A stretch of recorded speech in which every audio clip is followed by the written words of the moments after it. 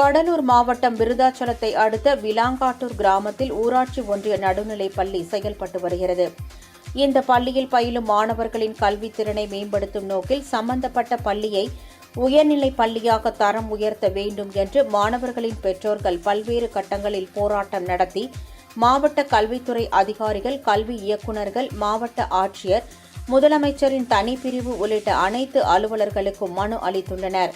மேலும் பள்ளிக்கு தேவையான இடவசதி மற்றும் நிதி வசதி உள்ளிட்ட அனைத்து வசதிகளையும் செய்து தருவதாக கிராம மக்கள் உறுதியளித்துள்ளனர். ஆனால் நடுநிலைப் பள்ளியை உயர்நிலைப் பள்ளியாக தரம் உயர்த்தப்படாததால் அப்பள்ளியில் 1ஆம் வகுப்பு முதல் 8ஆம் வகுப்பு வரை பயிலும் மாணவர்கள் இன்று நடைபெறவிருந்த அரையாண்டு பருவத் தேர்வை புறக்கணித்ததால் பரபரப்பு ஏற்பட்டது.